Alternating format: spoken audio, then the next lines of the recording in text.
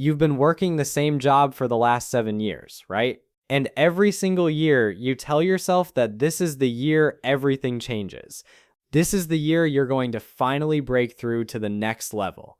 But then December rolls around and you're somehow making almost exactly what you were making 12 months ago in real terms after inflation. Sounds familiar, right? Well, here's what nobody tells you about being stuck in the middle class. It's not usually because you lack opportunity or intelligence or even hard work.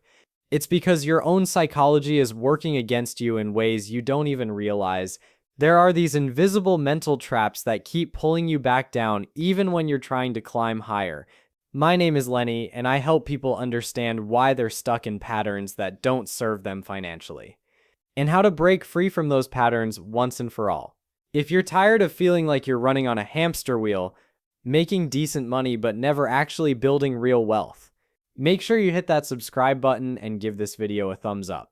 Before we dive into these 5 psychological traps, I want to be completely transparent with you about something.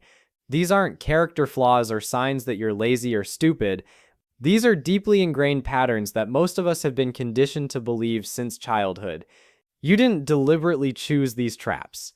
They were handed to you through culture, through family, through education systems that were never designed to teach you how to build wealth. So let's talk about the first trap, and this one is absolutely foundational to everything else.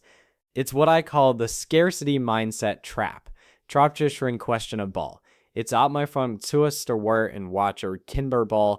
It's what I call the scarcity mindset trap. This is when your brain is fundamentally wired to believe that money is scarce and that opportunities are limited. When you operate from scarcity, every financial decision becomes about immediate survival rather than long-term growth. Think about it this way. Someone with a scarcity mindset sees a price increase and immediately feels panic. Their first thought is that they need to work harder just to maintain where they already are. Meanwhile, someone with an abundance mindset sees the same price increase and thinks about ways to increase their value so they can earn more to offset it. The problem with scarcity mindset is that it actually makes you poorer over time. When you're constantly in panic mode about money, you make terrible decisions, you make emotional purchases because shopping temporarily makes you feel better. You avoid looking at your bank account because the anxiety is too much. I had a friend named Marcus who was making decent money as an electrician. He was probably in the top 30% of income earners, but he had serious scarcity mindset issues. Whenever he got a job offer that paid more but required him to move or learn new skills, he'd talk himself out of it. He'd say things like, "At least I know what I have right now," or "change is too risky," or "I'm too old to start over." Meanwhile, other electricians he knew were moving into energy auditing, solar installation, and electrical engineering consulting. These guys were tripling their income. But Marcus stayed exactly where he was because his scarcity mindset convinced him that playing it safe was the only rational choice. 20 years later, he was making decent money, but nowhere near the wealth these other guys had accumulated. You don't invest in yourself through education or skill development because you can't afford to take the short-term financial hit. The crazy part is that scarcity mindset doesn't actually correlate with how much money you have. I've met wealthy people who operate from scarcity and middle-class people who operate from abundance. The difference is that abundance mindset people believe that there's always more to be made, more opportunities to find, more value they can create. This belief actually changes their behavior in productive ways. Here's the problem with comparison. It's a losing game because you're always comparing your behind-the-scenes reality to someone else's highlight reel. You don't see the student loans that person is carrying. You don't see the fights that couple had about money before they bought that house. You don't see that the influencer is only showing you the 5% of their life that looks amazing while ignoring the 95% that's completely ordinary or even struggling. But your brain doesn't care about these details. Your brain just sees the gap between where they are and where you are, and it starts generating anxiety. And that anxiety pushes you to make bad financial decisions. You buy things you can't afford to create the illusion that you're doing as well as they are. You take on debt to finance a lifestyle that looks impressive on the surface but is completely hollow underneath. I knew someone named Patricia who was a manager at a tech company. She was doing well for herself, making good money, saving responsibly. But then she started spending time with her husband's colleagues who were all higher up in the corporate ladder. She saw their houses, their cars, their vacations, and suddenly she didn't feel successful anymore. She felt behind. So she and her husband bought a bigger house in a more expensive neighborhood. Then they financed a nicer car. Then they started taking more expensive vacations. Within 5 years, their expenses had grown so much that despite making more money than ever before, they were actually saving less money than when they started. The comparison trap had caught them, and it was completely destroying their wealth building. The key to escaping the comparison trap is understanding that wealth is built in private, while status is displayed in public. Nobody gets rich by looking rich. They get rich by living below their means and investing the difference. The wealthy people you actually should be comparing yourself to are the ones living relatively modest lives while accumulating assets behind the scenes. The third psychological trap is the immediate gratification trap. And I'm going to be honest with you, this one is brutal because society is specifically designed to exploit this weakness. Every single system is built to make you want things right now. Advertising is designed to make you want things now. Social media is designed to give you instant dopamine hits. Payment plan and credit card are specifically designed to let you have things immediately without paying for them. Yet, your brain wasn't evolved to handle the kind of immediate gratification that's available to you in the modern world. For most of human history, if you wanted something, you had to save for it, plan for it, and delay getting it. That delay gave your prefrontal cortex time to engage and make rational decisions. But now you can have almost anything within 24 hours with a few clicks on your phone. The problem is that every time you choose immediate gratification, you're not just getting a product or experience. You're actually rewiring your brain to prefer immediate gratification in the future. You're literally training yourself to be worse at delaying gratification. And delayed gratification is the single most important skill for building wealth. It's the skill that allows you to invest rather than spend. It's the skill that allows you to save rather than consume. There's actually a concept called the marshmallow test that researchers used to study this. They'd put a kid in a room with a marshmallow and tell them if they could wait 15 minutes without eating it, they'd get 2 marshmallows instead of 1. Some kids ate the marshmallow immediately. Others waited. The researchers followed up with these kids years later, and the ones who waited for 2 marshmallows had significantly better life outcomes on almost every metric. They made more money, they had better relationships, they had better health.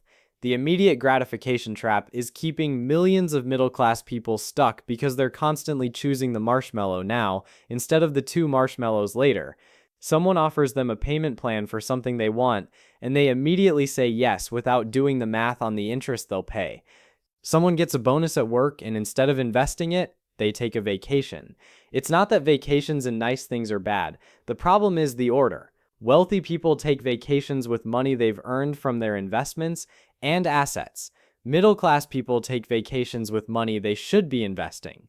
The trap isn't the desire for nice things. The trap is the order in which you pursue nice things versus wealth building. The fourth psychological trap is what I call the perfectionism paralysis trap. And this one specifically keeps high-achieving middle-class people stuck because they're too smart for their own good.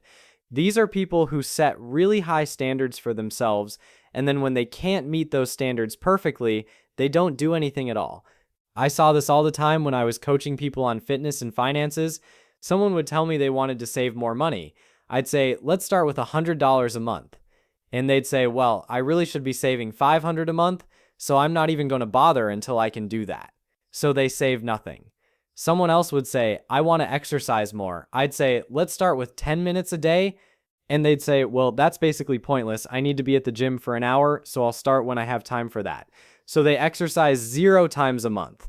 This perfectionism paralysis is absolutely devastating because the person would actually be much further ahead saving $100 a month than saving nothing while waiting for the perfect time to save $500. They would be much healthier doing 10 minutes a day than waiting for the perfect hour-long gym session that never materializes. The trap is that your brain has been conditioned to think that if you can't do something perfectly, you shouldn't do it at all. This comes from school systems that grade you on a scale of 0 to 100. It comes from parents who praised you for A-plus grades but were disappointed in A grades. It comes from a culture obsessed with excellence and achievement. But wealth building and habit formation don't work on a perfection scale. They work on a consistency scale. A person who saves $100 a month for 30 years will accumulate hundreds of thousands of dollars. A person who waits for the perfect moment to save $500 a month and never actually does it will accumulate nothing. Consistency beats perfection every single time in wealth building. The fifth and final psychological trap is what I call the responsibility illusion. This is when people in the middle class actually believe they're not responsible for their financial situation. They blame the economy, they blame their boss, they blame their parents for not teaching them about money. They blame the system for being rigged against them. Now here's the thing, some of those things might be true. The economy is complicated, some bosses are terrible. Some people really do grow up without financial education. The system does have some structural unfairness baked into it. But the moment you blame external circumstances for your situation, you've given away your power. You've handed control of your life to factors outside of yourself. The people who escape the middle class and build real wealth are the ones who accept responsibility for where they are right now, even if the current situation isn't their fault. They say, okay, this is where I am, this is what I can control, and this is what I'm going to do to improve my situation. I knew someone named James who was stuck in a dead-end job that wasn't paying him what he was worth. He spent years complaining about his boss, about the company, about how the market didn't value his skills properly. He was waiting for someone to come along and save him, to finally recognize his worth and promote him or something. But he never actually worked on developing new skills that would make him more valuable. He never bothered to look for a better job, he just complained about the situation he was in. Meanwhile, his colleague Sarah was in the exact same position. Same job, same pay, same boss who wasn't recognizing her value. But Sarah took responsibility for her career development. She took an online course in a high-demand skill, she started building a portfolio, she interviewed at other companies. Within 2 years, she'd more than doubled her salary by moving to a company that valued what she had to offer. James was still in the same job, still complaining, still blaming the system. The responsibility illusion keeps you middle class because it prevents you from taking action. If everything is someone else's fault, then there's nothing you can do about it, right? But when you accept responsibility, suddenly you have power. Suddenly you can make decisions. Suddenly you can improve your situation. Now here's what's important to understand. These 5 traps don't exist in isolation. They actually feed each other and reinforce each other. Scarcity mindset makes you vulnerable to the comparison trap because you're constantly checking if you're doing okay compared to others. The comparison trap pushes you into immediate gratification because you're trying to match the lifestyles you see.